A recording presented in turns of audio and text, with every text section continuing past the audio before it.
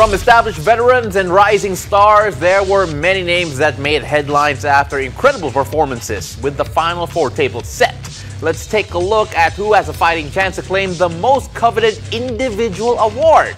Now, joining us to talk about MVP candidates is UAAP analyst Eya Laure, who will have hot takes. Tama ba? We hope so. Right. I hope so. Okay.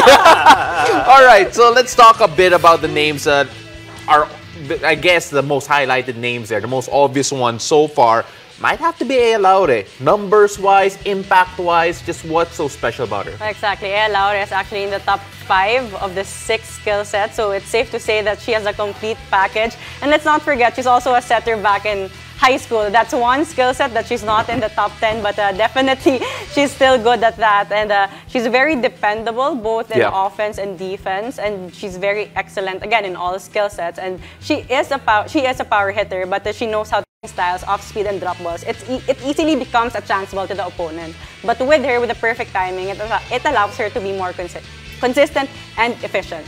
Ayel, do you remember season 84 at around this time? Eya was gassed exactly. by last year. Diba? Buhat mundo talaga siya ng season 84.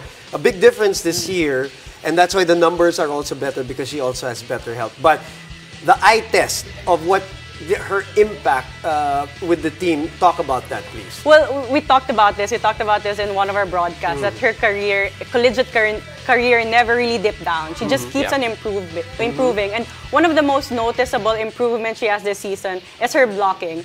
So the reason why I would choose her as one of the biggest candidates for the MVP is that she keeps on improving and she just never stops and she's on fire. Again, she's in the right peaking of her season 85, and I think that's very important because especially for their game tomorrow. You know, you gave us notes here on Eya and some of the other candidates here, and you have a one-word note here for Eya as well, and that's fighter. Could you explain? Well, it's very obvious. You will notice it the moment you watch her play. From start to finish, she's just very consistent. She's very dependable. She's composed and very focused. At the most times, you'd see some players na very focused from the start, medyo nawawala. But with Eya, she's very laser focused. Not just in one game this season, but all her games from season 84. Right. And with her, there's always a fighting chance with her, right? Yeah. Like when things are going wrong, at some point, pumursyento ka lang kay Eya and things... Regardless, front row or back row. Correct. Yeah. She's very dependable. Which is something that we were saying about Belen last year. I mean, the rookie MVP. Tell us about the difference of what you see this year, last year. She's still in the mix, obviously. And she's peaking also as of late, Ayel, sorry. I feel like this season is a bit of a test of a character for Belen because people expected a lot from her coming into this season because she was rookie MVP. So one thing I would really describe Belen is that she's very resilient because she didn't really let that pressure, put her down. She started slow, but she's able to bounce back, and she's peaking at the right time this second round and towards the elimination round.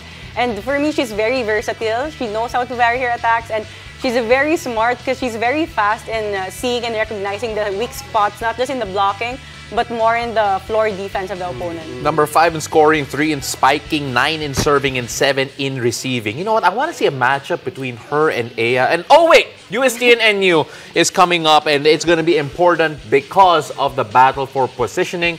Number 2 spot up for grabs. How do you see this matchup? Oh, it's really hard to predict who will win that game. But for sure, there's nothing much to talk about the offense side because that's given. Both teams offensively, they're very good. Lamina has so much offensive options, even Carvalho as well. But for me, NU needs to really be stable in their first ball, the receiving, because you have 3 players who are in the top 10 of serving on the side of UST. But UST on their side, they also really need to work on their floor defense and net defense as well. So it's just a matter who will defend better tomorrow.